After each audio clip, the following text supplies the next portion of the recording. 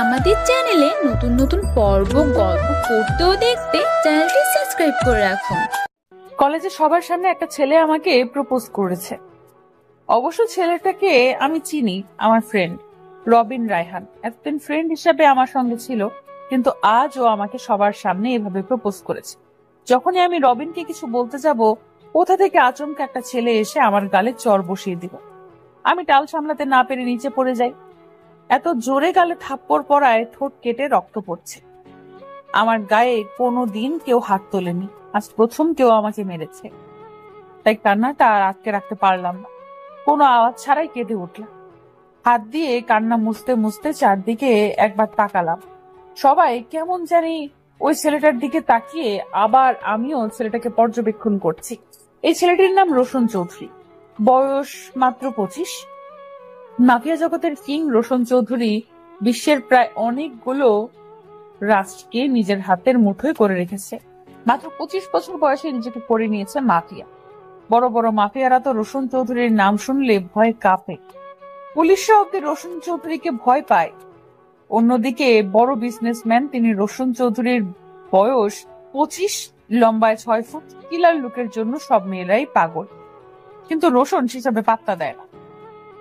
রোশনের ফর্সা গায়ের রং, চুলগুলো ঘন সিল্কি কালো, চোখের মনি হালকা নীল, এমন খুব কমই হয়। ঠোঁটগুলো টকটকে লাল। এমন এক মানুষ আমার সামনে, তাও এইভাবে হঠাৎ এসে আমাকে চড় মারলেন। পাই রোশন চৌধুরীকে নিয়ে অনেক মেয়েরা আলোচনা করে। তাদের কাছ থেকে আমি জানতে পেরেছি ওই লোক কেমন, আর ওনার একটা ছবিও দেখেছিলাম, যাকে কল্পনাও করিনি সামনাসামনি দেখবো। আজ সে আমার ঠিক সামনাসামনি দাঁড়িয়ে আছে। তার উপর আমি গালে হাত দিয়ে লোকটার সামনে গিয়ে দাঁড়ালাম। ভয়ে আমার অবস্থা খারাপ। একটা মাফিয়ার সামনে দাঁড়িয়ে আছি আমি, ভাবা যায়? তাও ভয়কে এক সাইডে রেখে বলে উঠলাম, আপনি আমাকে মারলেন কেন? আজ তো শুধু একটা থাপ্পড় মেরেছি, কাল থেকে যদি তোমাকে বোরকা ছাড়া কলেজে দেখি তো ঠ্যাং ভেঙে আমার কাছে রেখে দিব। তুমি নিশ্চয়ই জানো হু আই অ্যাম। আমার মনে হয় লোকটার কোথাও ভুল হচ্ছে। অন্য কেউ ভেবে আমার সাথে এমন ব্যবহার করেছে। একবার বলেই দেখি, আমার নাম নাফিসা জামান হ্যাপি। আপনার হয়তো কোথাও ভুল হচ্ছে। আমার সাথে আপনার কোনো রকম যোগাযোগ নেই। আপনি যাকে ভেবে আমাকে থাপ্পড় মেরেছেন আমি সে নই। আমাকে যেহেতু ভুল থাপ্পড় মেরেছেন, সেই সুবাদে একটা সরি বলে যান। হোয়াট? এই রোশন চৌধুরী সরি বলবে? না না, আপনাকে সরি বলতে হবে না, আমি সরি। এখন আমি আসি। ওনার সাথে অনেক গার্ডরাও আছে। আমার তো গলা শুকিয়ে কাঠ। কি এক পরিস্থিতিতে আছি, আজ আমার দিনটা এভাবে যাবে ভাবতেও পারছি না। কোনো মতে এখান থেকে যেতে পারলেই বাঁচি। আমি লোকটার পাশ কাটিয়ে যেতে নিলে আমার হাতের কবজি শক্ত করে চেপে ধরেন। এবার তো আমি চিৎকার করে কান্না করার পালা। এমনিতেই মাফিয়া গুন্ডা, এদের আমার খুব ভয় লাগে। বাংলা বুঝো না? আমি কি বলি আর তুমি কি বলছো? আমি তোমার সম্পর্কে সব জানি, অ্যান্ড এখন যা যা বলেছি শুধু তোমাকেই বলেছি। মিস হ্যাপি, এখন চুপচাপ গাড়িতে গিয়ে বসো। আপনি কেন আমাকে এসব বলছেন? এই প্রথম দেখছি আপনাকে। আপনিও হয়তো আজকেই আমাকে প্রথম দেখছেন। আমাকে আমার মতো ছেড়ে দিন। সুন্দরী মেয়ে দেখলে এই মাফিয়াগিরি করতে ইচ্ছে করে, তাই না? উনি আমার গালে আর একটা করে থাপ্পড়। আমি আবার নিচে পড়ে যাই। ঘুম ঘুম চোখে সারা রুমে ঘুরে দেখি, না কেউ তো নেই। আর আমি তো কলেজে না, আমার রুমে। তার মানে এতক্ষণ আমি স্বপ্ন দেখেছি। আর চর খেয়ে কলেজের মাটিতে না, বিছানা থেকে নিচে পড়ে গেছি। ও নো, এই কেমন স্বপ্ন দেখলাম আমি, তাও ভোরের স্বপ্ন। না, এই স্বপ্নকে সত্যি হতে দেওয়া যাবে না। উফ, নিচে পড়ে আমার কোমরের 12টা বাজছে। কোন দুঃখে যে আমি এরকম স্বপ্ন দেখছি। ছেলেটার মুখও ঠিক মতো দেখলাম না, কেমন ঝাপসা ছিল। এইসব ভাবতে ভাবতে আমার কলেজে যাওয়ার টাইম এসে গেছে। একটা রিক্সা নিয়ে কলেজের উদ্দেশ্যে রওনা দিলাম। আজকে কলেজে রবিনের সাথে তেমন কথা হয়নি। ওকে দেখলেই সেই ভয়ঙ্কর স্বপ্নের কথা মনে পড়ে। আমার আরো দুটো ফ্রেন্ড আছে, একটার নাম রীতা আর অন্যটার নাম সুইট। গল্প আড্ডা পড়াশোনা করে কলেজ ছুটির সময় এসে গেছে। এখন বাসায় যাবার পালা। আমরা চারজনই গল্প করে করে কলেজের গেটে এসে দাঁড়ালাম, কিন্তু ওই যে হ্যাপির কাপল নামে। হ্যাপি থাকলে কি হবে, দুনিয়াতে তো সবাই দুঃখী। বর্তমানে লাল ড্রেস পরা অপরাধী কুকুর যে আমাকে তাড়া করছে। হায় আল্লাহ, এখন আমাকে কে বাঁচাবে? সারা কলেজ ঘুরপাক খাচ্ছি। অবশ্য এখানে আমারও একটু দোষ আছে, ভাগ্যিস কলেজে তেমন মানুষ নেই, না হলে এতক্ষণে আমাকে নিয়ে হাসি তামাশা শুরু হয়ে যেত। কোন রকম গেট খুলেই বাইরে বের হতেই কারোর সাথে এমন জোরে ধাক্কা খেলাম, আমি তো হাঁপাতে হাঁপাতে কাহিল। তারপরও যার সাথে ধাক্কা খেয়েছি তার দিকে একবার তাকালাম। একটা ছেলে দেখতে লাল মরিচ, কেমন রাগে ফুঁসছে, এই মনে হয় আমাকে গিলে খাবে। হাউ ডেয়ার ইউ বলে আমার গালে ঠাস। অসভ্য মেয়ে একটা, দেখে শুনে চলতে পারো না? এই মুহূর্তে আমার কি করা উচিত ঠিক বুঝে উঠতে পারছি না। গালে হাত দিয়ে দাঁড়িয়ে আছি, তখনই রীতা এসে বলে, হ্যাপি রে, তুই এটা কি করলি জানিস? কে? আমাদের প্রিন্সিপাল স্যারের ছেলে। তার উপর উনি অনেক বড় বিজনেসম্যান, রোশন আহমেদ। জানিস এই ছেলে কি রাগে, নিজের চোখেই তো দেখলি, আর তার সাথে ধাক্কাটা খেলি। হোয়াট? রোশন? রাস্তায় সবার সামনে আমার ঠোঁটে ঠোঁট ডুবিয়ে দেয় নামকরা বিজনেসম্যান রোশন আহমেদ। নিজেকে ছাড়াতে অনেক চেষ্টা করি, কিন্তু লোকটা একটুও ছাড়লো না। আমার এই মুহূর্তে কি করা উচিত? চিৎকার করে কান্না করব না এর প্রতিবাদ করব? এদিকে রোশন আমার ঠোঁটজোড়া ছাড়ছেই না। এক হাত আমার ঘাড়ে আর এক হাত কোমরে চেপে ধরে আছে, একটুও নড়তে পারছেন। চারদিকে ভিড় হওয়ার আগে রোশনের লোকেরা রোশন আর হ্যাপিকে ঘিরে ধরে, যাতে লোকজন তাদের না দেখে কড়া পাহারা দিচ্ছে। রোশন যখনই আমাকে ছেড়ে দাঁড়ায়, কোনো কিছু না ভেবে এই লোকটার গালে অসভ্য বজ্জাত জানোয়ার একটা, আমাকে টাচ করার অধিকার কোথায় পেলেন? মেয়ে দেখলেই অসভ্যতামি করতে ইচ্ছে করে, তাই না? Shut up. খুব তো নাচতে নাচতে আমার বাবাকে বিচার দিয়ে আসলে। তোমাকে সেদিন থাপ্পড় মেরেছি তো মিস হ্যাপি, পারলে কালো গিয়ে বলো আমি তোমাকে জড়িয়ে ধরে কিস করেছি, তাও তোমার ওই সুস্বাদু ঠোঁটে। লোকটা এত নীচ আমি ভাবতেও পারছি না। আমাকে এভাবে অপমান নাও করতে পারতো। কি এমন করেছিলাম? জাস্ট স্যারকে বলেছিলাম, স্যার আপনার ছেলে সামান্য ধাক্কা লাগায় সবার সামনে আমাকে চড় মেরেছেন। আচ্ছা মানলাম স্যার ভুল বশত ধাক্কাটা লেগেছে, তাই বলে মানুষ মাত্রই তো ভুল, তাই না স্যার? আমার ছেলেটা একটু রাগী রে মা, তুই কিছু মনে করিস না, আসলে মা হারা ছেলে তো, বুঝতেই পারছিস। আমি পড়াশোনাতে ভালো, তাই স্যারের কাছে অনেক ফ্রি ভাবে কথা বলি। স্যাররা ব্রিলিয়ান্ট স্টুডেন্টদের সাথে কথাবার্তা বলায় ফ্রি থাকেন, তেমনি আমি আর স্যারকে কিছু বলিনি। বেরিয়ে আসি। বাসায় যাওয়ার পথে রাস্তায় ওই অসভ্য রোশন আমার সাথে এমন করে। আমি আর এক মুহূর্ত লোকটার সামনে দাঁড়াতে পারছি না। কান্না করতে করতে বাসায় এসে পৌঁছালাম। দৌড়ে রুমে গিয়ে দরজা আটকে দিলাম। রাগ হচ্ছে খুব। রাগের আগে আমার চুল ছিঁড়তে ইচ্ছে করছে। আমি কি খারাপ মেয়ে আমার সাথে এমন করলো? লোকটাকে কখনো ক্ষমা করব না। 3 দিন হলো আমি কলেজে যাই না। মা না যাওয়ার কারণে জানতে চাইলেও আমি বলি শরীর খারাপ লাগছে তাই। কিন্তু আমার কেন জানি বারবার মনে হচ্ছে বাসা থেকে বের হলে এই লোকটার সামনে পড়বো, আর আমি চাই না অসভ্য লোকটার সামনে পড়ি। কিন্তু মায়ের চাপে আর ফ্রেন্ডগুলোর চাপে পড়ে যেতে হচ্ছে আজ। রেডি হয়ে যখন বের হব, ভাইয়া বলে ওঠে আজকে নাকি ও দিয়ে আসবে আমাকে কলেজে। ভাইয়ার বাইক আছে, বাইকে করেই নিয়ে যাবে। কলেজের সামনে আমাকে নামিয়ে ভাইয়া চলে গেল। আমি যখন গেটে পা রাখবো, কোথা থেকে কয়েকটা লোক এসে আমাকে জোর করে গাড়িতে তুলে নিয়ে নেয়। আমি চিৎকার করতে পারছি না, মুখ চেপে ধরে। এমন গন্ডারের মতো লোকেদের সাথে আমি আর পেরে উঠতে পারছি না, দম বন্ধ হয়ে আসছে। রোশন আহমেদের ঠিক সামনে আমি দাঁড়িয়ে আছি। একটা সরি বলার জন্য মহাশয় আমাকে এইভাবে গুন্ডা দিয়ে তুলে এনেছেন। ভাবা যায় শেষে কিনা তার সামনেই আমাকে আসতে হলো, যার জন্য কলেজে আসা বন্ধ করেছিলাম, সেই আবার তারই সামনে। I am really sorry. তোমার সাথে এমন ব্যবহার করা আমার ঠিক হয়নি। আসলে আমার রাগটা কন্ট্রোল করতে পারছিলাম না যখন শুনেছি সামান্য একটা বিষয়ের জন্য তুমি আমার বাবার কাছে নালিশ করে এসেছো। কি ভেবেছেন নিজেকে? আমাকে এইভাবে তুলে এনে সরি বললে এইসব মিটমাট হয়ে যাবে? আপনার মতো অসভ্য ছেলেকে আমি কখনো ক্ষমা করব না। আমি আর এক মুহূর্ত এখানে থাকতে চাই না বলে আমি হাঁটা শুরু ধরলাম, কিন্তু বেশি দূর যেতে পারিনি। আমার হাতটা হ্যাচকা টান দিয়ে লোকটার সাথে মিশিয়ে নেয়। এতে আমার প্রচন্ড রাগ হয়। আমি রেগে কিছু বলতে যাব, ছেলেটা কে ছিল তুমি যার সাথে বাইকে করে কলেজে গিয়েছিলে? আমার সাথে কে থাকবে না থাকবে সেটা দেখা আপনার বিষয় নয়। আর যেই হোক না কেন আপনার কি? এভাবে ধরে রেখেছেন কেন আমাকে? ছাড়ুন। ভালোবাসি তোমাকে। How funny.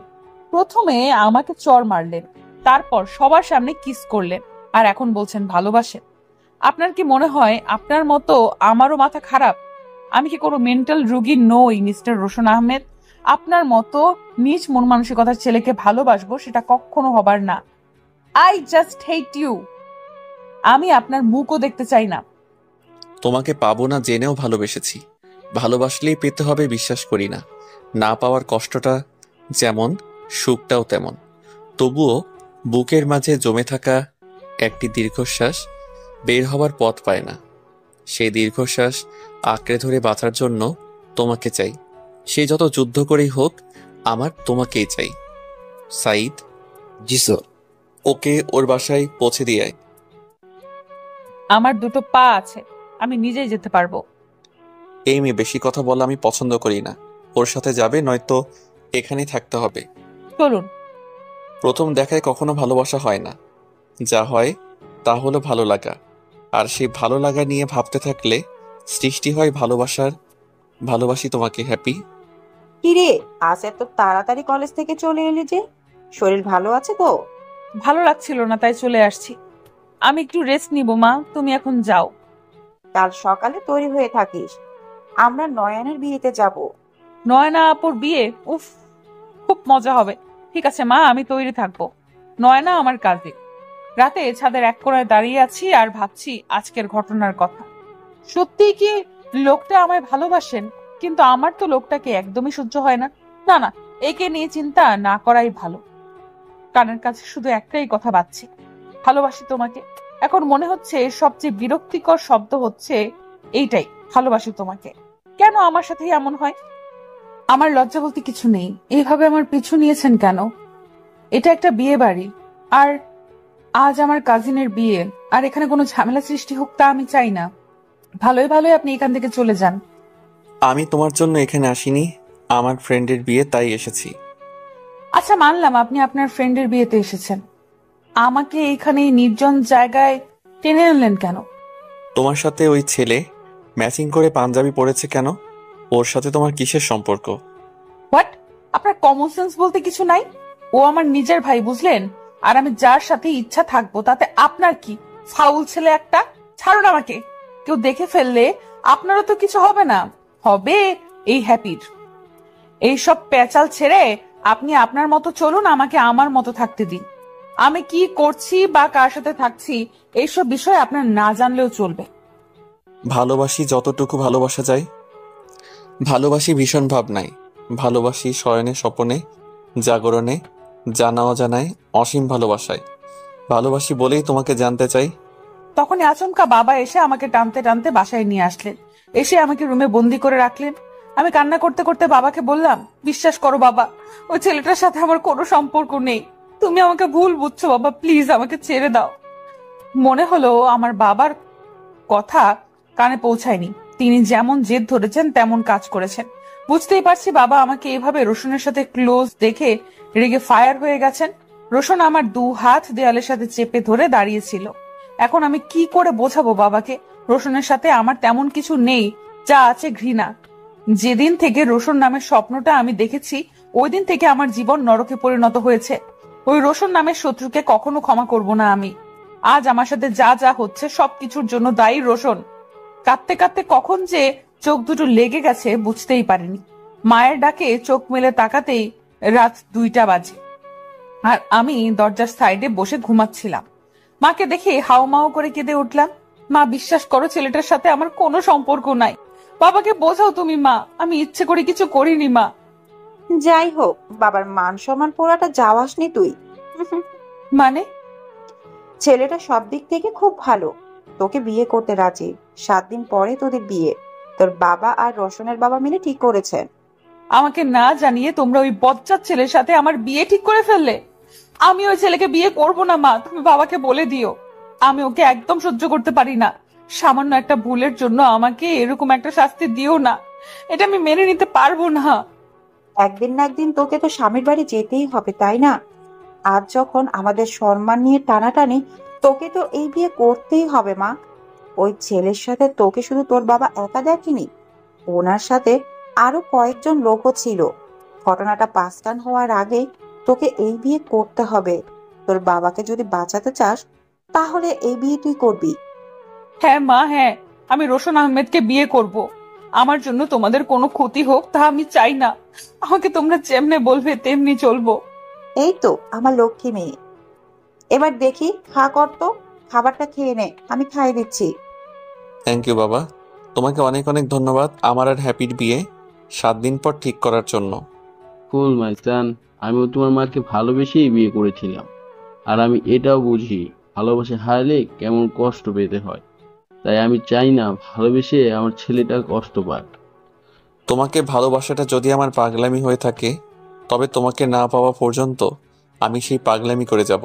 তাতে যদি আমার প্রতি তোমার অভিমান হয়, তবে ভেবে নিও ভালোবাসা এভাবেই হয়। তোমাকে ভালোবাসাটা যদি আমার পাগলামি হয়ে থাকে, তবে তোমাকে না পাওয়া পর্যন্ত আমি সেই পাগলামি করে যাব। তাতে যদি আমার প্রতি তোমার অভিমান হয়, তবে ভেবে নিও ভালোবাসা এভাবেই হয়। দেখতে দেখতে 5টা দিন পার হয়ে গেল। বিয়ের আর 2 দিন বাকি। 2 দিন পরে আমি অন্য কারো হয়ে যাব, আর যাকে আমি সহ্যই করতে পারি না তার সাথেই সারা জীবন কাটাতে হবে। এই কেমন বিচার! কি পাপ করেছি আমি? তার মাসুল এইভাবে আমাকে দিতে হচ্ছে। হ্যাপি, তৈরি হয়ে নে, নিচে রোশন এসেছে, তোকে নিয়ে শপিং করতে যাবে।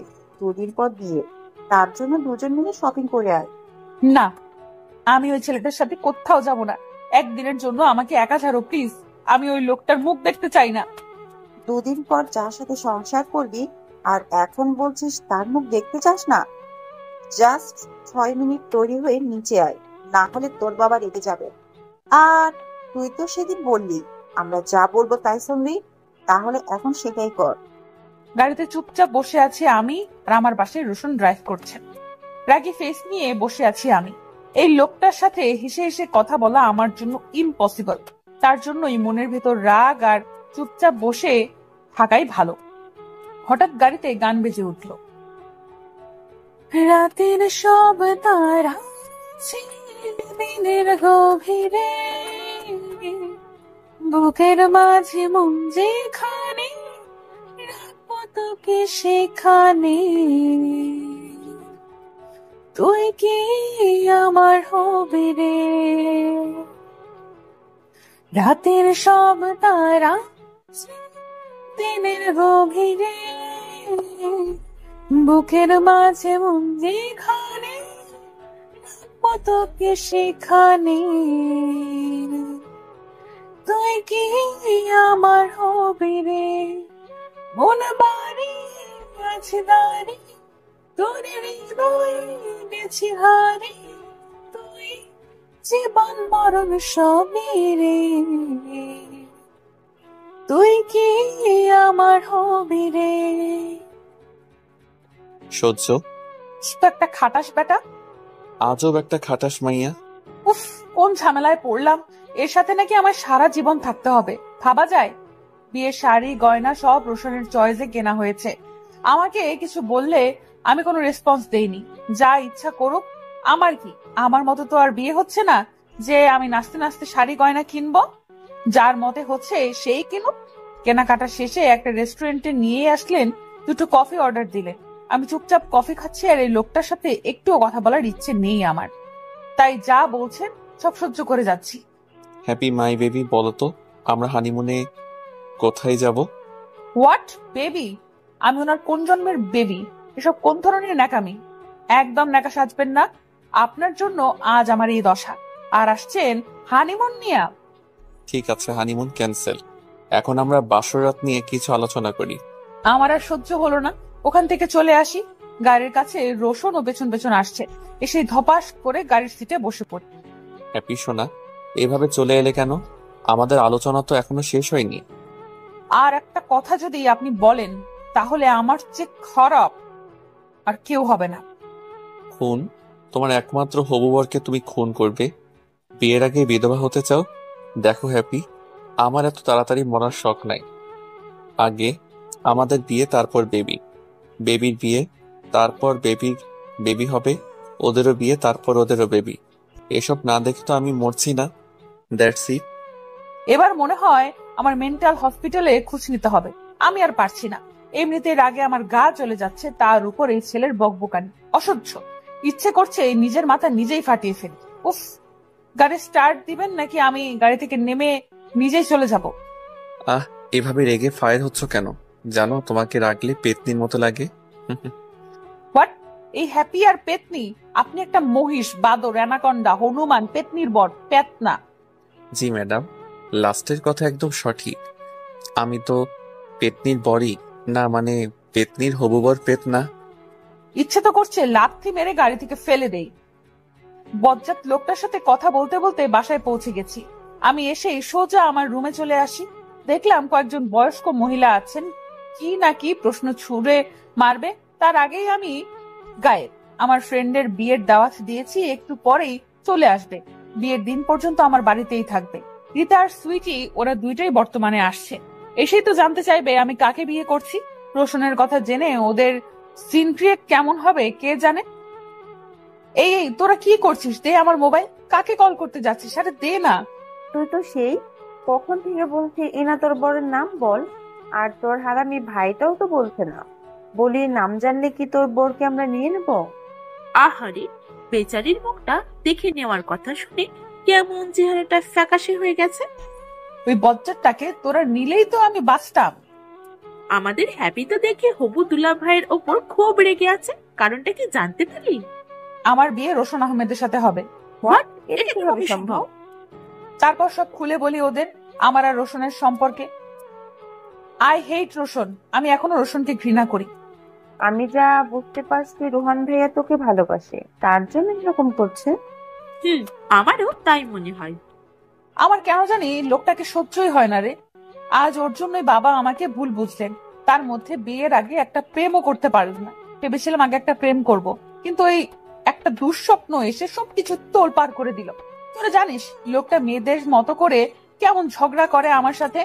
আমিও তো একটা মেয়ে, আমি জানি আমরা কেমনে ঝগড়া করি। এই লোকটার সাথে আমি সারা জীবন থাকবো কি করে? সরি রে বান্ধবী, তোর জন্য আমরা কিচ্ছু করতে পারলাম না, পারবো না। কারণ যে রোশন আহমেদ যদি জানতে পারে আমরা তার বিয়ে ভাঙার জন্য উঠে পড়ে লেগেছি, আমাদের আস্ত রাখবে না। গল্প আড্ডা করে আরো একদিন পার হয়ে গেল। আজকে আমার গায়ে হলো আমার বিয়ে, অথচ আমার কোনো রেসপন্স নাই। ঘুমে চোখ দুটো যায় যায় অবস্থা। আমার সাথে রীতা আর সুইটিও সেম অবস্থা। মনে হচ্ছে আমার সাথে ওদেরও বিয়ে হয়ে যাবে। আজকের সকালটা খুব অদ্ভুত লাগছে। মানুষের আনাগোনা শুরু, আমার প্রতি মায়ের কান্না শুরু। বাবা তো আমার সামনে কাঁদছেন না, হয়তো রুমে বসে চুপটি করে কাঁদছেন। আর ভাইয়াকে দেখেও তেমন ভালো লাগছে না, কেমন কাদো কাদো চেহারা। বাবা মায়ের আদরের মেয়ে, ভাইয়ের আদরের একমাত্র বোন, কালই অন্য কারো পরিবারের একজন হয়ে যাবে। নিজেকে শান্ত রাখার অনেক চেষ্টা করছি, কিন্তু পারিনি। মাকে আর ভাইয়াকে জড়িয়ে ধরে কতক্ষণ কান্না করলাম। এই পৃথিবীতে প্রিয় মানুষগুলো ছাড়া বেঁচে থাকাটা কষ্টকর, কিন্তু অসম্ভব কিছু নয়। কারো জন্য কারো জীবন থেমে থাকে না। জীবন তার মতোই প্রবাহিত হয়। তাই যেটা ছিল না সেটা না পাওয়াই থাক। সব পেলে জীবনটাও একঘেয়েমি হয়ে যায়। মনে রেখো, পৃথিবীর সকল কষ্টই ক্ষণস্থায়ী। এইদিকে বাবা, তুমি ওই মহিলাকে কেন বললে এখানে আসতে? তুই জানো না আমার ওই মহিলাকে একদম সহ্য হয় না। দেখো বাবা, এই বাড়িতে আমরা মাত্র দুইজন পুরুষ মানুষ। বিয়ে বাড়িতে তো একজন মহিলা তো অবশ্যই প্রয়োজন। তাই তোর ফুপিকে বলেছি আসতে, একটু ম্যানেজ করে নিস। আমার মায়ের নামে বাজে কোনো কথা যেন ওই মহিলার মুখে না শুনি, এটাই আমার শেষ কথা। রাতে ড্যান্স ফাংশন হবে, তাই রীতা, সুইটি, ভাইয়া প্রোগ্রামের আয়োজন করছে। কে কোন গানে নাচবে সেটাই আমার গায়ে হলুদে লাগানোর পর্যায়ে শেষ। ধীরে ধীরে অনুষ্ঠান শুরু হয়। मैं तेरी आँखों में रहता हूँ, तुझे पता न चले, तेरे हर पल में गुजरा हूँ, तुझे पता न चले, करे तो फिर क्या करे, तेरे बिना कैसे जिए, आँखों में प्यार लिए, बोलो कहाँ कहाँ फिरे, सजनी पास बुला, कि दिल आज टूटा है, आज टूटा है सजन मान जा कि वो आज रूठा है, आज रूठा है, कोई उसे मनाए ना, जाने जाए दिल तुझे ही चाहे না। জালরাজ ব্র্যান্ডের সব গানই আমার ভালো লাগে। হঠাৎ এই গান লাউড স্পিকারে বাজায়, ভালোই লাগছে। হয়তো ভাইয়া গানটা সিলেক্ট করেছে। ভাইয়া তো জানে আমার প্রিয় গায়ক কে, তাই হয়তো। ধর, কে ফোন করেছে? নিজেই কথা বলি দেখ। আমার মোবাইল কানে রেখে বলে উঠলাম, হ্যালো। কি করো বউ? বুঝতেই পারছি এটা কি হতে পারে। নৃত্য পরিবেশন করি। ওলে আমার বউটা এত নাচানাচি করে না। এখন আমি তোমার কাছে নেই, যদি পায়েটাই লাগে তখন কি হবে? আমার পায়ে লাগতে তোর কি? কাল বিয়ে আর এখন ফোন করে বলে কি করো, তাও বউ। শালা বজ্জাত। কি হলো বউ, ফোন কেটে দিলে কেন? আরে আমি কার সাথে কথা বলছি? বউ তো কল কেটে দিয়েছে। জানি না ভালোবাসার আলাদা আলাদা নিয়ম আছে কিনা, তবে আমি কোনো নিয়মে তোমাকে ভালোবেসেছি তাও জানি না। শুধু এইটুকু জানি আমি তোমাকে অনেক অনেক ভালোবাসি। কি রে, দুলাভাইয়ের সাথে কি কথা বললি? তোরা আমার বান্ধবী না শত্রু? কেন, দুটোই তো হতে পারে। বোঝাই যাচ্ছে এই দুজনকে হাত করেই ফেলেছে ওই বজ্জাতটা।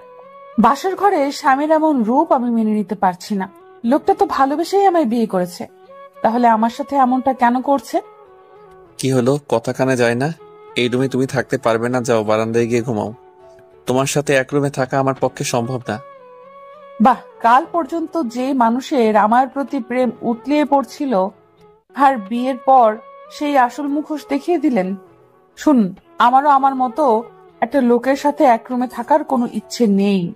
যত সব বলে আমি বিছানা থেকে উঠে পড়ি, কিন্তু হাতে একটাও বালিশ নেই। বারান্দায় গিয়ে পাটা বাড়াতেই রোশন আমাকে টেনে ওর বুকের সাথে মিশিয়ে নেয়। কি হলো, আমি তো চলেই যাচ্ছি, এভাবে জড়িয়ে ধরলেন কেন? একটা ধাক্কা দিয়ে। একদম আমার কাছে আসার চেষ্টা করবেন না। আবার আমার হাত ধরে টেনে ওনার সাথে মিশিয়ে নিলেন। আমি ছাড়ানোর চেষ্টা করি। ভালোবাসি তোমাকে কিভাবে বলো?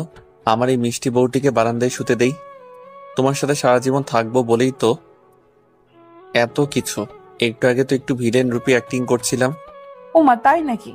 একটু আগে উনি ভিলেন রূপী অ্যাক্টিং করছিলেন, তাহলে তো এবার আমার পালা। এমন অ্যাক্টিং করব যে আজ রাতটাই ওনার বৃথা যাবে।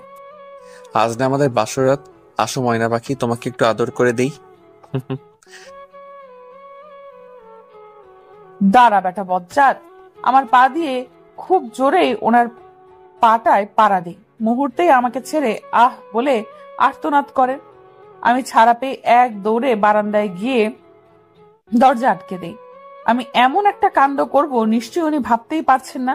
কিছুক্ষণ যাওয়ার পর, আমার লক্ষ্মী মিষ্টি সোনা বউটা, দরজাটা খোলো না গো। আমি না তোমার একটা মাত্র আদরের স্বামী, তাহলে আমার সাথে এমনটা করছো কেন বউ? দেখো, এই বাসরাত নিয়ে মেয়েদের কত স্বপ্ন থাকে, তেমনি আমারও আছে। আমার এই স্বপ্ন ভেঙো না তুমি। এবার আর আমি হাসি থামাতে পারিনি। একা একা হেসেই চলেছি। কথার কি ছিরি, মেয়েদের স্বপ্নের সাথে ওনার সম্পর্ক কি? রাত প্রায় 1টা বাজে। আমি বারান্দায় এখনো জেগে আছি। ধীরে ধীরে দরজা একটু ফাঁক করে দেখি বজ্জাতটা নাক টেনে ঘুমাচ্ছে। এতক্ষণ তো এই সুযোগের অপেক্ষায় ছিলাম। ভাবতেই কেমন আনন্দ হতে লাগলো। পাটা খুব ধীরে ধীরে ওয়াশরুমের দিকে যাচ্ছি। তারপর অর্ধেক বালতি পানি এনে তাতে 3 বোতল ফ্রিজ থেকে জল মিশিয়ে এনে ওনার সারা গায়ে ঢেলে দিই। কিছু বুঝে ওঠার আগে আমি উধাও। বারান্দায় এসে ছিটকানি লাগিয়ে দেই। তারপর মন ভরে নিঃশ্বাস নিতে থাকি। আমার সাথে ভিলেনি মশকরা, তাই না? এবার বোঝো বাছা ধন, এই শীতে বরফের জল কেমন লাগে না। কিন্তু কোনো আওয়াজ আসছে না কেন? ওনার কি কিছু হয়েছে? হঠাৎ একটা চিৎকার ভেসে আসলো, সাপ সাপ বউ, আমাকে সাপে এসে মেরে ফেললো, বাঁচাও। সত্যি কি কোনো সাপ? আমি কিছু না ভেবে দরজা খুলেই রুমে ঢুকে পড়ি। এ কি, রুম এত অন্ধকার কেন? এই যে শুনছেন, কোথায় আপনি? আর কিছু বলতে পারছি না। আমার মুখ চেপে ধরে ধাক্কা দিয়ে বিছানায় ফেলে দিয়ে আমার উপর শুয়ে পড়লেন। কানের কাছে মুখ এনে বলতে লাগলেন, আমার বউটা এত বোকা জানা ছিল না। এই দোতলাতে সাপ আসবে কোথা থেকে? বরং জানো, পেতনি এসেছিল আমার গায়ে, জল ঢেলে চলে গেছে। ও মা গো, বউ আমাকে মেরে ফেললো গো। আমাকে পেতনি বলা, তাই না? ইচ্ছা মতো ওনাকে কিল চিমটি দিয়েই যাচ্ছে। আর কিভাবে পারলো লোকটা আমাকে বোকা বানাতে? আমিও আস্ত একটা বোকা, সাপ বললেই ছুটে চলে আসলাম। কিন্তু এত মেরেছি, লোকটা একটুও আমাকে ছাড়লো না, আরো শক্ত করে জড়িয়ে ধরলো। শেষমেশ আমিও ক্লান্ত হয়ে উপর হয়ে ওনাকে জড়িয়ে ধরে শুয়ে পড়লাম। সকালে ঘুম ঘুম চোখে নিজের দিকে তাকিয়ে দেখি আমি এদিকে আর আমার শাড়ি অন্যদিকে, আর আমার পা একটা ওনার উপর আর একটা বিছানায়। কি এক পরিস্থিতি হয়েছে আমার। ভাগ্যিস লোকটা ঘুমে, না হলে নিশ্চয়ই আমার দিকে ড্যাব ড্যাব করে তাকিয়ে থাকতো। কোন রকম শাড়িটা পেঁচিয়ে ওয়াশরুমে চলে যাই, ফ্রেশ হয়ে নিচে নেমে আসি। মাথায় ঘোমটা দিয়ে এসেই দেখি আমার ফুফি শাশুড়ি বসে কফি খাচ্ছেন। আমি ওনার কাছে গিয়ে সালাম করলাম। একটা অল্প বয়সী মেয়ে এসে আমার হাতে 2 কাপ কফি এনে দিল। আগে একটা তোমার শ্বশুরকে দিয়ে আসো, তারপর রোশানকে, পরে এসে তুমি খাবে। আমিও চুপচাপ ওনার কথা মেনে চললাম। শাশুড়ি মা নেই, থাকলে নিশ্চয়ই ফুফির মতো আদেশ করতেন। প্রথমে বাবাকে গিয়ে কফি দিলাম। বাবা রেডি হয়ে বসেছিলেন, হয়তো কলেজে যাচ্ছেন। আমি কফি দিয়ে সালাম করে চলে আসতে নিলে বাবা বলে উঠলেন, শোন মা, কাল থেকে তুইও আমার সাথে কলেজে যাবি। একটু পরেই তোর বই সব চলে আসবে। বাবা আমি পড়াশোনা করব। অবশ্যই, এমন ব্রিলিয়ান্ট স্টুডেন্ট কি পড়াশোনা ছাড়া মানায়? Thank you sir. সরি বাবা। এখন বজ্জাতকে কফি দেওয়ার পালা। কে জানে এখনো শুয়ে আছেন কিনা। রুমে ঢুকতেই ওনার উন্মাদ শরীরের উপর আমার চোখ পড়ল। গোসল করে মাত্র এসে শরীরে শুধু একটা টাওয়াল পেঁচানো। আমাকে দেখা মাত্রই ওনার 2 হাত দিয়ে বুক ঢেকে বলে উঠলেন, সিসি, তোমার লজ্জা শরম বলতে দেখি কিছু নেই। এভাবে দরজায় নক না করে চলে এলে এখন আমার কি হবে গো? আমার তো সব শেষ হয়ে গেল। ঢং দেখে আর বাঁচি না। দরজা লাগালেই তো পারতেন। আর সে যাই হোক, আপনার শরীর তো আর কোনো পরনারী দেখেনি, দেখলে আপনার বউই দেখেছে। তাতে তো ঢং করার কি আছে? তা তো বটেই, তুমি তো আমার একটা মাত্র আদরের বউ। তাহলে এটা রেখে কি হবে? এটাও না হয়। এই এই, একদম এ কাজ করবেন না, অসভ্য ছেলে একটা। কোন রকম দৌড়ে কফির কাপ রেখে ওখান থেকে চলে আসি। বাইরে এসে বড় বড় নিঃশ্বাস নিতে থাকি। আমার নাকি লজ্জা শরম নেই। বেটা খাটাস বজ্জাত একটা, একটু থাকলে তো নিশ্চয়ই টাওয়ালটা খুলে ফেলে দিত। কি বেলজ্জাহীন ছেলে রে বাবা। ওনার ফুফি আজ বিকেলে চলে গেছেন, কিন্তু একটা বিষয় আমি লক্ষ্য করলাম। রোশন আর ফুফির মাঝে কোনো ঝামেলা আছে, না হলে ওরা ঠিক মতো কথা বলতো। কিন্তু বিষয়টা কি হতে পারে? রুমে যেতেই আমার সামনে মোবাইল হাতে উনি একটা ছবি দেখালেন। সেটা দেখে রাগে নিজেকে আর আটকে রাখতে পারিনি। কি করব যখন ভেবে পাচ্ছি না, ঠিক তখনই ওনার হাত থেকে মোবাইলটা নিয়ে একটা আছাড় মেরে ভেঙে ফেল। এরকম অসভ্যতামি করার মানে কি? আর আপনি তো তখন শুয়েছিলেন, এটা কখন তুললেন? আর এরকম একটা মেয়ের ছবি তুলতে আপনার লজ্জা করে না? নিশ্চয়ই আমার লজ্জা করেনি, কারণ আমি তো পরনারীর ছবি তুলিনি, আমার বউয়ের ছবি তুলেছি। কি বলো? অসভ্য একটা, আমার কথা আমাকেই ফেরত দিচ্ছে। এমন ছবি কেউ তুলে ঘুমের মধ্যে আমার শরীর তোলা, তাও একটা শাড়ির জায়গায় আর আমি অন্য জায়গায়? কি সাংঘাতিক ব্যাপার। এমন একটা নিষ্পাপ ছেলে এমন করবে ভাবা যায়? 3 বছর পর রায়হান ফিরছে দেশে। দেশে ফেরার একটাই উদ্দেশ্য, রায়হানের ভালোবাসার মানুষকে আপন করে নিজের করে পাওয়া। এতদিন এই দিনের অপেক্ষায় ছিল রায়হান। তার একমাত্র ভালোবাসার মানুষ নাফিসা জামান নিশাদকে একটাবার দেখার জন্য উতলা হয়ে পড়েছে। কখন পৌঁছাবে সে তার মায়ের কাছে? সে তার মায়ের কথা রেখেছে। এখন তো মায়ের কথা রাখার পালা নিশাদকে রায়হানের সাথে বিয়ে দেওয়া। কোনো এক কুয়াশা ভেজা সকালে দেখেছিলাম তোমায়। দেখেছিলাম সাদা শীতের সাজে এলোমেলো চুলে মুখ ঢেকে যায়, আর পাগল হয়ে যাই আমি। কি নিষ্পাপ চাহনি তার, চোখের ভাষায় বলে দিতে চাই ভালোবাসি নিশাদ। হ্যাপি নাম চেঞ্জ করে নিশাদ রাখা হয়েছে। আজ ভাইয়া এসেছে ওর সাথে বাসায় নিয়ে যাওয়ার জন্য। কয়েকদিন ওখানে থেকে আসবো। বাবা আর ওনাকে বলে বেরিয়ে পড়ি। আসার সময় দেখলাম ওনার চেহারা একদম মলিন হয়েছিল। মুখ ফুলিয়ে বলে উঠলেন, ঠিক আছে যাও, তাড়াতাড়ি আসবে। ভাইয়া পাশে ছিল তাই কিছু বলতে পারেনি। অবশেষে বাসায় এসে পৌঁছলাম। এদিকে না, একটা নজর আগে নিষাদকে ফিরে আসি, কেমন আছো? আমার যা তস হয়েছিলাম, তারপর না হয় বাসায় যাব। কলিং বেল বাজতেই আমি গিয়ে দরজা খুলে দিই। রায়হান ভাইয়া, আপনি কেমন আছেন ভাইয়া? ভালো, তুই কেমন আছিস নিষাদ? জি ভাইয়া, আমিও ভালো আছি। ভেতরে আসুন। না রে, আজ থাক, অন্য একদিন আসবো। জরুরি একটা কাজের কথা মনে পড়েছে। আঙ্কেল আন্টিকে আমার তরফ থেকে সালাম জানিয়ে দিস। রায়হান ভাইয়ের সাথে আমার পরিচয় ছিল 4 বছর, 1 বছরের একটু আধটু কথা হতো। আর 3 বছর থেকে ওনাকে দেখতে পাইনি। কোথায় হয়তো চলে গিয়েছিলেন উনি। যেহেতু আমার বড় ভাইয়া বলে ডাকি, লোকটা এমনিতে খুব ভালো, কেমন সম্মান দিয়ে কথা বলেন। কিন্তু আজ এতদিন পর ওনার চাহিদা কেমন তৃষ্ণার্ত। হঠাৎ আমার ফোনের রিং বেজে উঠলো। হ্যাঁ, বজ্জারটা কল দিয়েছে। আসতে না আসতেই কল দেওয়া শুরু। এখন রিসিভ না করাই বেটার মনে করি। সকালে তো কত সুন্দর আমার চুল কাটার জন্য দৌড় করিয়েছেন, তাও কাছি হাতে। তার একটাই কারণ, আমার চুল নাকি ঘুমালে ওনার মুখে এসে পড়ে। তার জন্য আমার চুল কাটা প্রয়োজন। ভাগ্যিস সেই সময় ভাইয়া চলে আসছিল, না হলে তো আমার চুলের 12টা বাজিয়ে ছাড়তো খাটাসটা। কি হলো বউ, আমার কল ধরছে না কেন? রাগ করেছে মনে হয়। কিন্তু আমি তো কিছু করিনি। রাগ করবে কেন? ও মনে হয় আমি সঙ্গে যাইনি বলে রাগ করেছে। রাগ করে না লক্ষ্মী সোনা, আমি কালই আসছি তোমার কাছে। কি হলো বউ, আমার কল ধরছে না কেন? রাগ করেছে মনে হয়। কিন্তু আমি তো কিছু করিনি। রাগ করবে কেন? ও মনে হয় আমি সঙ্গে যাইনি বলে রাগ করেছে। রাগ করে না লক্ষ্মী সোনা, আমি কালই আসছি তোমার কাছে। এইসব কথা এখন থাক। এতদিন পর বাড়ি ফিরেছিস, যা রুমে গিয়ে রেস্ট নে বাবা। না মা, তুমি আগে বলো। সকাল হলেই নিশাতের বাসায় যাবে প্রস্তাব নিয়ে। আমি আর দেরি করতে চাই না। দেখ বাবা, এতদিন যখন অপেক্ষা করে থাকতে পেরেছিস, তাহলে 3টে দিন অপেক্ষা কর। ঠিক আছে মা, তুমি যা ভালো মনে করো। কিন্তু একটা কথা, আমার শুধু নিশাদকেই চাই। রায়ানের মা ভাবতে লাগলেন, হে আল্লাহ, এখন আমি কি করব? এই ছেলে তো মেয়েটাকে ছাড়া কিছুই বুঝতে চাইছে না। আমার ছেলের জীবন কি আমার জন্য নষ্ট হয়ে যাবে? কিন্তু আমি তো এটা চাইনি। যেদিন রায়হান আমাকে নিষাদের কথা বলেছিল, আমি নিজে রায়হানকে বলেছিলাম, বাবা এখন তো তুই বেকার, কোনো কাজকর্ম করিস না, মেয়েটাকে এনে কি খাওয়াবি? তার চেয়ে বরং তোর বাবার বিজনেসের কাজে জয়েন করে নিজের পায়ে দাঁড়া। আমি তোকে কথা দিচ্ছি, ওই মেয়ের সাথে আমি বিয়ে দিব। তার জন্যই আমার ছেলেটা কাজের জন্য দেশের বাইরে চলে গিয়েছিল। 3 বছর পর এখন যদি জানতে পারে তার প্রেয়সী অন্য কারোর সাথে বিয়ে হয়ে গেছে, তখন আমার ছেলেটা কি করবে? সব সব দোষ আমার। এই ভাই, আমার বিয়ে হয়ে গেছে বলে আমার সাথে একটু গল্পও করবি না? বলে তোর হৃদয়ে দয়া মায়া বলতে কিছু নেই? দেখো, এখনো কিছু বলছে না।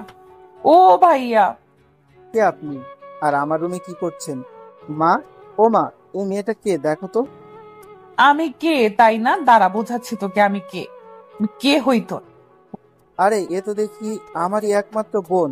বলে আমার বোনটার কি হয়েছে, কাঁদছে কেন? হোয়াট? আমি কাঁদছি? ফাজিল ভাই একটা। মনে হচ্ছে আমার আর আমি কোনো ভূতের মুভি করছি। সারা রুম কেমন ভয়ে ভয়ে আওড়াচ্ছি। তার একটাই কারণ, রুমে আমি একা আর মোবাইলে গেম খেলছি। হঠাৎ আমার নাম ধরে কেউ ডেকে উঠলো, নিশাদ। আমি তো কাউকে দেখতেই পাচ্ছি না। কে হবে? ভূত না তো?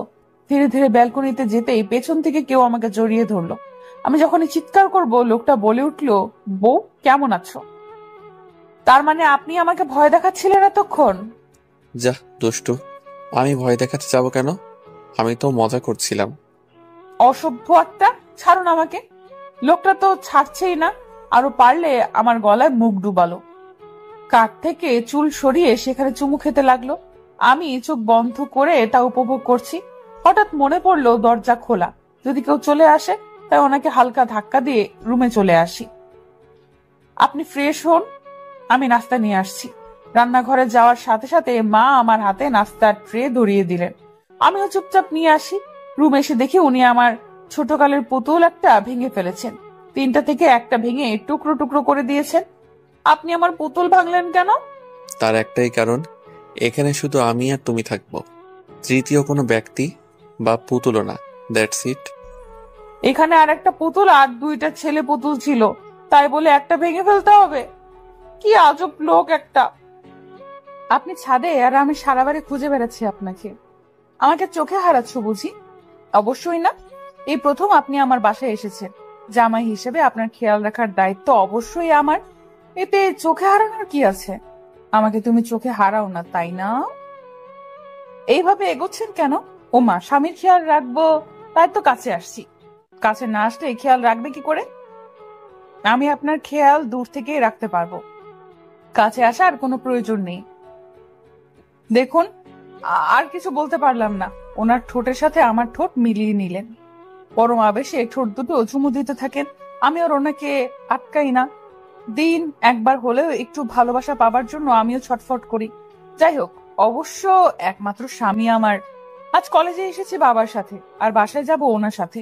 তাই ছুটি হওয়ার সাথে সাথে রীতা, সুইটি, রবিনকে ক্লাসে ফেলে চলে আসি আমি গেটে। এসে দেখি উনি গাড়িতে হেলান দিয়ে দাঁড়িয়ে আছেন। আমাকে দেখার সাথে সাথে একটু এগিয়ে আসলেন। আমিও এগোতে লাগলাম। আমাদের ঠিক মাঝখানে এসে দাঁড়ান রায়হান ভাইয়া। ওনাকে এইভাবে আমার সামনে দাঁড়িয়ে থাকতে দেখে কেমন অপ্রস্তুত হয়ে উঠি।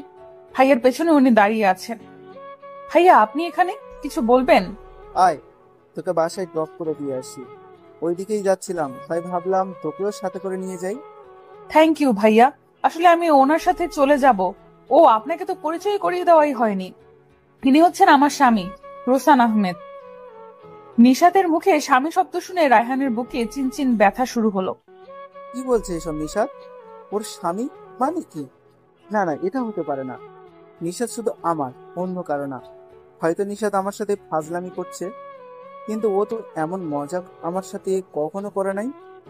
নিশাতের মুখে মিষ্টি হাসি দেখিয়ে রায়হান তার হাত বাড়িয়ে দিল রোশনের দিকে। হাই মিস্টার রোশন, আমি রায়হান চৌধুরী।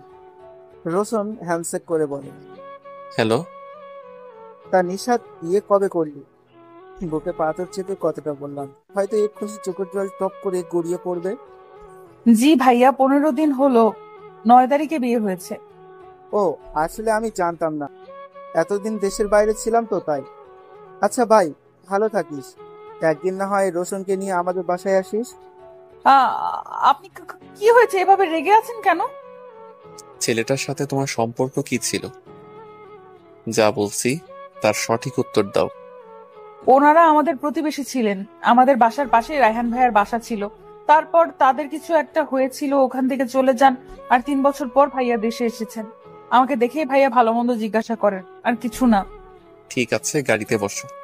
এদিকে রায়হান তার বাড়িতে ঢুকেই ভাঙচুর শুরু করে। একটার পর একটা জিনিস ভেঙেই চলেছে। মা, তুমি আমার সঙ্গে প্রতারণা করেছো। তোমার কথা তুমি রাখোনি মা। আজ আমার চোখের সামনে নিশাত অন্য কারো। মা, তুমি ভাবতে পারছো আমার নিশাত অন্য কারো হয়ে গেছে? শান্ত হ বাবা, এমন করিস না আর। আমার একটা ভুলের জন্য তুই তোর ফুলের মতো জীবন নষ্ট করিস না। দেখবি নিশাতের চেয়েও সুন্দর মেয়ে তোর জীবনে আসবে। আমার সুন্দর কোনো মেয়ে চাই না মা, আমার শুধু নিশাতকে চাই। তুমি প্লিজ আমার নিশাতকে এনে দাও। এটা যে আর সম্ভব না রে বাবা। নিশাতের স্বামী আছে, ওর একটা সংসার আছে, ও কখনো আসবে না।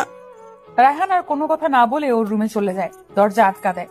এদিকে রায়হানের মা দরজায় ধাক্কা দিতে দিতে ক্লান্ত হয়ে চলে গেলেন।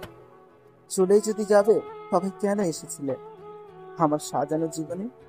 ভালোই তো ছিলাম, একা একা একাই পথ চলতে শিখেছিলাম, চলছিলামও বেশ ভালো। হঠাৎ করে এই জীবনে এলে তুমি, স্বপ্নের রাজ্যে ভাসিয়ে দিয়ে চলেও গেলে দূরে। মাঝখানে এলোমেলো করে দিলে আমায় সাজানো পৃথিবীটাকে। অবশ্যই এখানে তোমার কোনো দোষ নেই।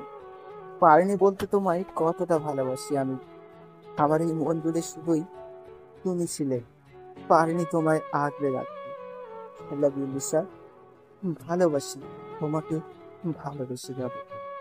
হাই সুইটার্ট, কেমন আছো তুমি? কতদিন দেখা হয় না বলো তো। হোয়াট? যে দেখি উনি কারোর সাথে ফোনে কথা বলছেন। ওহ বেবি, তুমিও না কি যে বলো। তোমাকে দেখবো বলে আমারও মন কেমন আকুল হয়ে উঠেছে। ওকে, কালই আসবে। আমার আর তর্স হয়েছে না কখন তোমায় দেখবো। আচ্ছা ভাই, ভালো থেকো। কি হলো এটা? উনি কার সাথে এভাবে কথা বললেন, তাও বেবি বলে? ও মাই গড, উনি কি গার্লফ্রেন্ড আছে? আমাকে কি ধোকা দিচ্ছেন উনি? কিন্তু এ কেমন ধোকা? বউয়ের সামনেই গার্লফ্রেন্ডের সাথে ফোনে কথা। ডাল মে কুচ কালা হ্যায়। কাল পর্যন্ত ওয়েট করি, যদি কোনো তেরি বেরি দেখি তাহলে ওনার একদিন কি আমার একদিন। সকাল থেকে উনি কেমন সাজগোজ নিয়ে পড়ে আছেন, মনে হচ্ছে আজকে কেউ ওনাকে দেখতে আসছেন, যেমন কোনো পাত্রপক্ষ পাত্রীকে দেখতে আসছে। মেয়েদের মতো কেমন আয়নার সামনে সাজতে ব্যস্ত। কোনো ছেলে এমন হয় আমার জানা ছিল না। আমি কাজের ফাঁকে ফাঁকে ওনার দিকে তাকাই।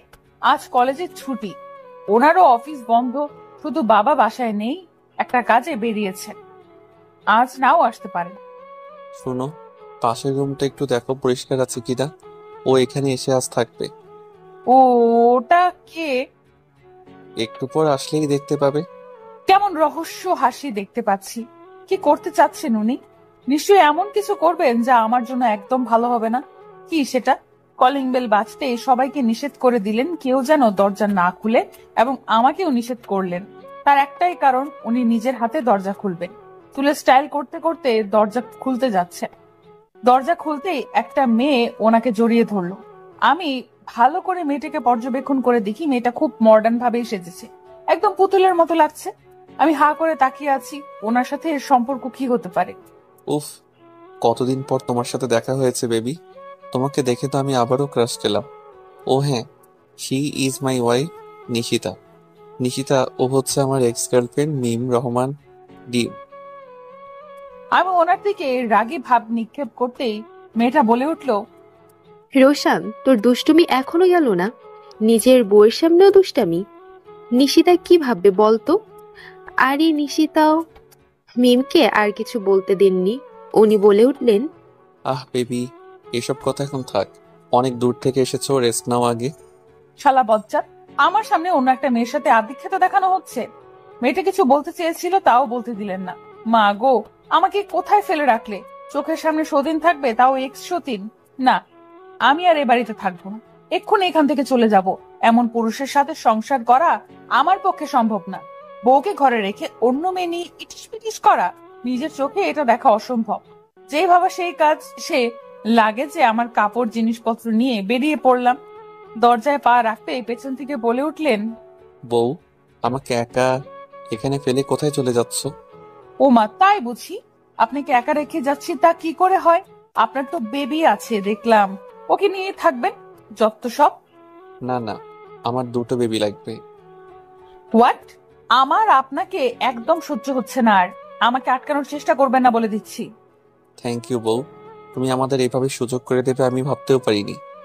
সত্যিই তো, আমি তো মূর্খের মতো চলে যাচ্ছি ওদের সুযোগ করে দিয়ে। এটা তো আগে ভাবা উচিত ছিল। এখন তো উনি আমার স্বামী, ওনার উপর একমাত্র আমার অধিকার আছে, আর কারো না। হোক সে গার্লফ্রেন্ড, এত সহজে আমার জামাইটাকে ছাড়ছি না। এ কি, তুমি না বললে চলে যাবে, আবার এদিকে কোথায় যাচ্ছ? অসহ্য। বাহ, ডোজটা দেখি কাজে লেগেছে। রাগে আমার চুল ছিঁড়তে ইচ্ছে করছে। একটা মানুষ কিভাবে ছলনা করতে পারে? ওনাকে দেখলে হয়তো আমি জানতাম না। বজ্জাত ছেলে একটা। এখন রুমে গিয়ে গুনগুন করে গান গাইছে। ময়না, আই ময়না। জি আপা, কিছু বলবেন? যে কাজ দিয়ে এসেছিলাম, কাজটা কি কমপ্লিট হয়েছে? জি আপা, সব কাজ হয়ে গেছে। তুমি শুধু রান্নাটা একটু টেস্ট করে দেখবে। চলো। ওনার দিকে রাগি চোখে একবার তাকিয়ে হাঁটা শুরু করলাম। এত রাগ কোথা থেকে আসে আমার বউটা? আচ্ছা যাই হোক, এটা যে প্রেমের লক্ষণ সেটা ভালোই বুঝতে পারছি। খাবার টেবিলে আমার চেয়ারে উনি মিমকে বসিয়েছেন। রাগে আমার মাথা ফেটে যাচ্ছে। কেন যে এত রাগ লাগছে আমার, ইচ্ছে তো করছে মিমের মাথায় ডিম ফাটিয়ে দিয়ে ফেলি। ওহ বেবি, খাচ্ছ না কেন? কেমন রোগা হয়ে যাচ্ছ? বলি নিজের প্রতি একটু খেয়াল রাখো। ও মাই সুইট বয়ফ্রেন্ড, তুমি তো আছোই আমার খেয়াল রাখার জন্য। এ মা, কাচের বাটিটা ভেঙে গেল বউ, তোমার কোথাও লাগেনি তো? বাটিটা পড়লো কি করে বউ? আমি ইচ্ছে করে ভেঙেছি, দরকার হলে আবারও ভাঙবো। ময়না, আরো কয়েকটা বাটি এনে দে। ও চাইছে যখন ভঙ্গক। নাও বউ, এখন তুমি ইচ্ছে মতো সব ফেলে দাও। ওহ রোশান, অনেক হয়েছে দুষ্টামি। এবার মেয়েটাকে একটু শান্তি দে তো। শোনো নিশা, রোশান আর আমি কলেজ লাইফের ফ্রেন্ড। আসলে একদিন কলেজে ওকে বলেছিলাম আমার বয়ফ্রেন্ড হয়ে একটু অভিনয় করতে, একটা ছেলেকে দেখানোর জন্য। সেই থেকে আমার সাথে ফাইজলামি করে যাচ্ছে। শেষ পর্যন্ত বউয়ের সামনেও একই দুষ্টামি। বেবি, তুমি বানিয়ে বানিয়ে কথা কেন বলছো বলো তো? রোশান, আমি আর বসে না থেকে ওখান থেকে চলে আসি ছাদে। ফোঁটা ফোঁটা বৃষ্টি পড়ছে, আকাশে একটাও তারা নেই, কেমন শীতল বাতাস বয়ে যাচ্ছে। বাতাসে শরীরটা শিউরে উঠে। 2-3 ঘন্টা ধরে মনে হচ্ছিল একটা ঝড় বয়ে গেছে, কোথাও শান্তি পাচ্ছিলাম না। এখন মনটা হালকা লাগছে। মনের ভেতর যে তোফান চলছিল তা মুহূর্তেই বিলীন হয়ে গেছে। কেন এমনটা হলো? ওনার ধারে কাছে কোনো মেয়ে দেখলে আমার কেন এমন হয়? আমি কি তবে লোকটাকে ভালোবেসে ফেলেছি? ভালোবাসা শব্দটা হয় না কখনো পুরনো, হয় না কখনো মলিন, হয় না ধূসর কিংবা বর্ণহীন, যা শুধু রংধনুর রঙে রঙিন। হোক না সেটা এপার কিংবা ওপারের, তারপরও ভালোবাসা তো শুধু ভালোবাসাই। নিশাদকে দেখে তো মনে হলো ও তোকে ভালোবাসে। তাহলে এমন কেন করছিস ওর সাথে? এটাই তো দেখতে চেয়েছিলাম, তাই এমন করছি। বউটাকে রাগাতে আমার হেব্বি লাগে। ফাজিল ছেলে একটা। তুই কোনোদিনও শোধরাবার নস। আগে যেমন ছিলি এখনো তেমন, কিন্তু আগের রাগটা আর এখন নেই। রাতে কি হলো? আমার বউটা এমন চুপচাপ হয়ে আছে কেন? এখনো কি রেগে আছে? দেখি তো একবার। হঠাৎ পেছন থেকে কেউ জড়িয়ে ধরলো আমাকে। কি হয়েছে আমার বউটার? এমন বাংলা পাঁচের মতো মুখ করে আছে কেন? কি বললেন আপনি? না না, কই কি বললাম? আমি তো এটাই বলতে চেয়েছি যে অনেক রাত হয়েছে, এইভাবে বসে না থেকে শুয়ে পড়ো। আমার কাজ আছে, আপনি শুয়ে পড়ুন, আমাকে নিয়ে তো ভাবতে হবে না। ও মা, কি কাজ আছে? আমিও তোমাকে সাহায্য করি, চলো। আর তুমি আমার একটা মাত্র বউ, তোমাকে নিয়ে ভাববো না তো পাশের বাসার নানিকে নিয়ে ভাববো নাকি? আসো, দুজনে মিলে কাজ করি। তোর এই কার সাথে কথা বলছি আমি? মিথ্যা বলেও শান্তি নেই, ফাজিল একটা। আপনাকে কষ্ট করে আমার কাজ করে দিতে হবে না, আমি আমার নিজের কাজ নিজেই করতে পারবো বলে আমি আলমারি থেকে সব কাপড় নামিয়ে গুছিয়ে রাখতে শুরু করি। কি আর করব, মিথ্যা যখন বলেছি একটা না একটা কাজ তো করতেই হবে। কি হলো? আমার বউয়ের গোছানো জিনিস আবার কেন গুছিয়ে রাখছে? সমস্যা নেই, আমিও একই কাজ করতে পারি। আরে আপনাকে তো বলেছি আমি নিজেই করতে পারবো। আহ বউ, তোমার কষ্ট আমি মেনে নিতে পারছি না, একটু সাহায্য করতে দাও তো। কিছুক্ষণ পর যাক, কাজ শেষ, এবার তো কি আদর। বুঝে গেছি উনি এখন কি চাইছেন। আমিও না বোঝার ভান করে হাই তুলে বলি, খুব ঘুম পেয়েছে আমার, আমাকে ডিস্টার্ব করবেন না বলেই আমি ওপাশ হয়ে শুয়ে পড়ি। বেচারার মুখ দেখার মতো মনে হয়। ধীরে ধীরে কেউ আমার উপরে উঠছে। কে সেটা দেখার জন্য চোখ খুলে তাকিয়ে দেখি বজ্জারটা আমার উপর আধশোয়া হয়ে শুয়ে আছেন। তার নিঃশ্বাস আমার উপর আছড়ে পড়ছে। কিছুক্ষণ আমার দিকে তাকিয়ে থেকে আমার ঠোঁটের দিকে এগিয়ে আসছেন। আমি বিরক্তির সাথে কিছু বলতে যাব, অমনি ওনার ঠোঁটের সাথে আমার ঠোঁট মিলিয়ে নেন। কেন জানি আমারও আজ ইচ্ছে করছে ওনাকে ভালোবাসতে, তাই আমি ওনার সাথে তাল মিলিয়ে ভালোবাসার সাগরে ডুব দেই। ওনার ঘাড়ে গলায় চুমাতে রাঙিয়ে দেই। আজকে কারো মনে কোনো ঘৃণা নেই, আছে শুধু ভালোবাসা। কয়েক মাস পর সকালে ফ্রেশ হয়ে রান্নার কাজ সেরে নাস্তা করে আমি আর রোশান বেরিয়ে পড়ি। আমি কলেজে আর রোশান অফিসে। বাবা একটু অসুস্থ, তাই ওনার সাথেই যেতে হচ্ছে। গাড়ি থেকে নামার সময় উনি আমাকে জড়িয়ে ধরে কপালে কিস করেন। আমি মুচকি একটা হাসি দিয়ে চলে আসি। যতক্ষণ না কলেজের ভেতরে ঢুকছি ওনার গাড়ি ততক্ষণ ছিল। মনে হচ্ছে আমি ক্লাস 2 এর বাচ্চা। একটা মেয়ে। আজ তো দেখি আমার ফ্রেন্ড একটাও আসেনি, তার মানে সারাটা ক্লাস আমাকে একাই কাটাতে হবে। আমার শরীর কেমন যেন লাগছে, গা গুলিয়ে বমি আসার মতো। আর এক মুহূর্ত এখানে থাকতে পারবো না, গুরুতর কিছু হবার আগে এখান থেকে যেতে হবে। তাই একজন মিসকে শরীর খারাপ বলে চলে আসি কলেজ গেটে। কিন্তু এখানে যে আমার জন্য মহা বিপদ দাঁড়িয়ে আছে আমি ভাবতেও পারিনি। কয়েকটা লোক আমাকে ধরে ইয়া বড় একটা গাড়িতে তুলে নেয়। এরকম অবস্থায় আমি আর চোখ খুলে থাকতে পারিনি, সেখানে জ্ঞান হারাই। বিপদ যখন আসে তখন সেটা না জানিয়েই হঠাৎ আসে। এদিকে রোশানের মন অস্থির হয়ে আছে, কোনো কাজে মন লাগাতে পারছে না। কখন কলেজ ছুটির সময় আসবে সেই অপেক্ষায় আছে। এক এক করে সবাই চলে যাচ্ছে, নিশাতের কোনো খবর নেই। রোশানের সারা শরীর কেমন ঘেমে যাচ্ছে। নিশাতের কোনো দেখা না পেয়ে রোশান কলেজের ভেতরে ঢুকে পড়ে। ওখানে একজন মহিলাকে দেখে রোশান এগিয়ে যায়। নাফিসা জামান নিশাত, ও কোন ক্লাসে বলতে পারেন? ও হ্যাঁ, ও তো অনেক আগেই চলে গেছে।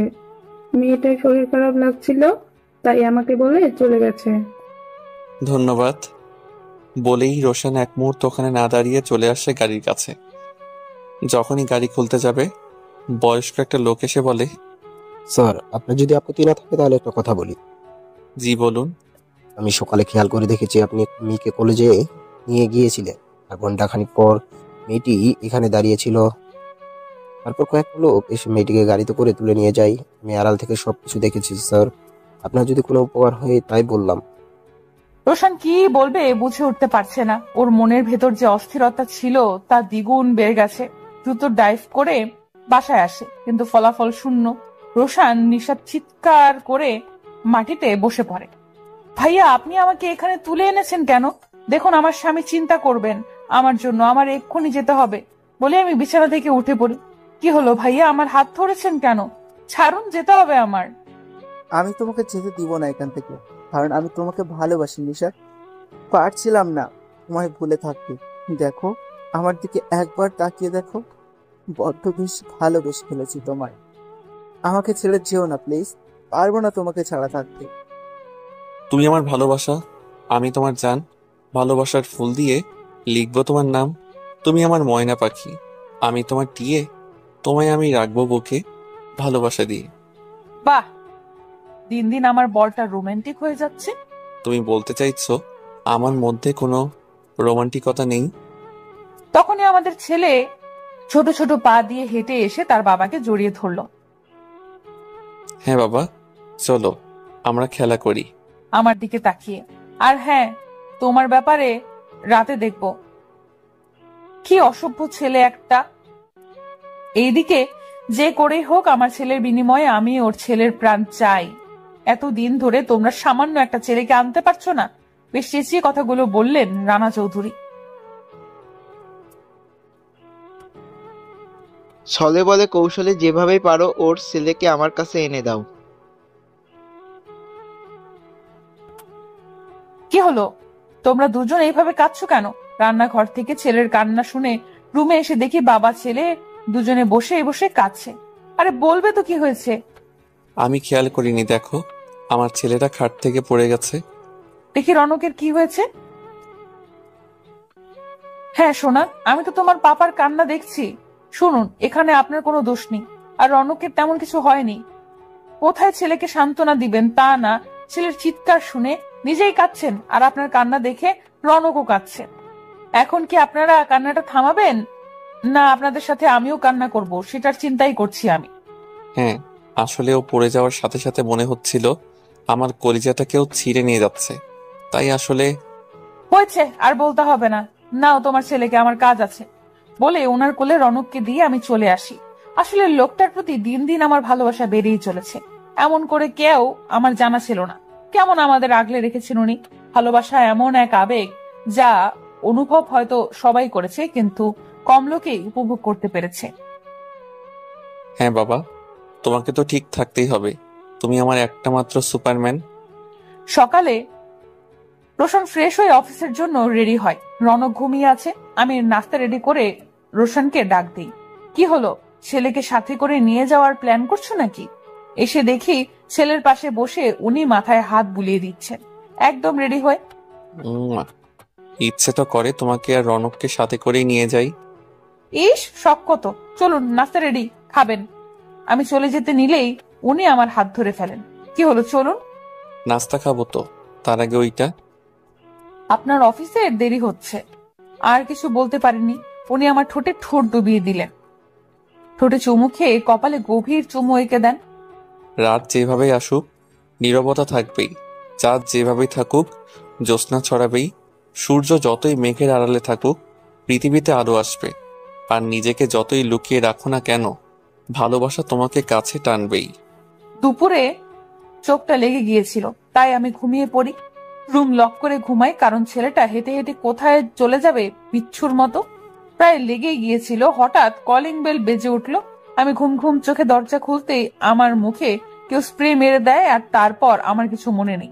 ধীরে ধীরে চোখ খুলে তাকাই, রোশনের চেহারা স্পষ্ট ভেসে ওঠে। কি হয়েছে, আপনি কাঁদছেন কেন? আমার কিছু হয়নি। পরক্ষণে মনে পড়লো আমার ছেলে কোথায়। ও ঠিক আছে তো? আমি বিছানা থেকে লাফ দিয়ে উঠি। রনক কোথায়? আমার রনক কোথায়? কি হলো, আপনি কথা বলছেন না কেন? আমি পাগলের মতো সারা বাড়ি খুঁজতে থাকি আমার ছেলেটাকে, কোথাও তো খুঁজে পাচ্ছি না। আমি এক দৌড়ে আবার ওনার কাছে যাই। উনি বলছেন না কেন? রনককে খুঁজে পাচ্ছি না। খুঁজে পাচ্ছেন না মানে? আমার ছেলে তো রুমেই ছিল। কারা সব বডিগার্ডদের আর তোমার মুখে স্প্রে মেরে আমাদের ছেলেকে নিয়ে গেছে? কি মিস্টার রোশান আহমেদ, ছেলের কান্না কেমন লাগছে? কে আপনি? আমার সাথে আপনার শত্রুতা কিসের? আমি রানা চৌধুরী, রায়হান চৌধুরীর পিতা। তুই তো তোর ছেলের কান্নার আওয়াজ শুনতে পেরেছিস, আর আমি সেইটুকুও পাইনি। এবার ছেলে হারানোর যন্ত্রণা কি সেটা তুই বুঝতে পারবি হাড়ে হাড়ে। না না, আমার ছেলের কোনো ক্ষতি করবেন না। আপনি যা চাইবেন আমি তাই দিব। প্লিজ দয়া করে আমার ছেলের কোনো ক্ষতি করবেন না। তাহলে দে, আমার বুকে আমার ছেলেকে ফিরিয়ে দে। পারবি তো দিতে, নাকি আমার ছেলেকে তুই? না, আপনার ছেলে বেঁচে আছে, আমি আপনার ছেলেকে ফিরিয়ে দেব। আমার নিষ্পাপ ছেলের কোনো ক্ষতি করবেন না। ওকে ছাড়া আমি বাঁচব না। ছেলের বেঁচে থাকার সংবাদ শুনে স্বস্তির নিঃশ্বাস ছাড়লেন রানা। চোখের কোণে কান্না জমে আসলো। একটা মাত্র ছেলে, 3টা বছর না দেখে, আদর না করে, ছেলের মায়াবী মুখ না দেখে কাটিয়েছেন। এক পাশে রোশন, নিশাদ আর রায়হান, অন্য পাশে রানার কোলে রনক দাঁড়িয়ে আছে। এতদিন রোশন রায়হানকে তিলে তিলে এক আস্তানায় মারধর করত। যে হাত দিয়ে নিশাতের শরীরে আঘাত করেছিল সেই হাত গরম জল ঢেলে দিত। এমন অত্যাচার, রায়হানের অবস্থা খুবই খারাপ। কেমন নিস্তেজ হয়ে দাঁড়িয়ে আছে। এত কিছুর পর রায়হানকে শুধু বাঁচিয়ে রেখেছিল তিলে তিলে মারার জন্য, কিন্তু আজ এই পরিস্থিতিতে রায়হানকে আনতে বাধ্য হয়েছে রোশন। ছোট্ট ছোট্ট পায়ে হেঁটে আসছে রনক তার বাবা মায়ের কাছে, আর নিস্তেজ রায়হান হেঁটে চলেছে তার বাবার কাছে। রোশন নিশাদ ছেলেকে পেয়ে চুমু দিতে লাগলো। রায়হান ছেলেকে জড়িয়ে ধরে কান্না করে দেয়। কি অবস্থা করেছে আমার ছেলেটাকে! আমি ওই রোশানকে ছাড়বো না। না বাবা, তুমি ওদের আর কোনো ক্ষতি করো না। না, আমি আমার পাপের শাস্তি পেয়েছি, এতে ওদের কোনো দোষ নেই। হারিয়ে যাব একদিন, আমি রব না এই ভুবনে চিরদিন। ক্ষমা করে দিও। তোমরা আমায় ভুল করে থাকি যদি ক্ষমা করে দিও। বাঁশ বাগানে বা গোরস্থানে হয়তো দেবে মরে কবর। তোমরা আমায় ভুলে যাবে, রাখবে না আমি জানি আমার কোনো খবর। পড়বে কি মনে আমার কথা, ফেলবে কি অশ্রু কোনোদিন? ছোট্ট মাটির ঘরে আমার দেহ নিতর হয়ে পড়ে রবে। আধার এ কবরে আলোর প্রদীপ কেহ নাহি কবর। জাল ব্যথা করবে না কেউ, জানি আমার পাশে কাটাবো একাকী রাত্রি দিন। আমাকে ক্ষমা করে দিও নিশাত, একটু ভালোবাসার জন্য তখন আমি পাগল হয়ে গিয়েছিলাম, তাই তোমার সাথে আমি। প্লিজ পারলে আমাকে ক্ষমা করো বলেই রায়হান চলে যায়। আমরাও আমাদের ছেলেকে নিয়ে চলে আসি বাসায়। ভালোবাসা এমন একটা বস্তু যা কখনো আপনাকে হাসাবে, কখনো আপনাকে কাঁদাবে, কখনো মধুর স্বপ্ন দেখাবে, কখনো হৃদয় ভেঙে চুরমার করে দিবে, কখনো সুখের সাগরে ভাসাবে, আবার কখনো কষ্টের অথৈ জলে ডুবাবে।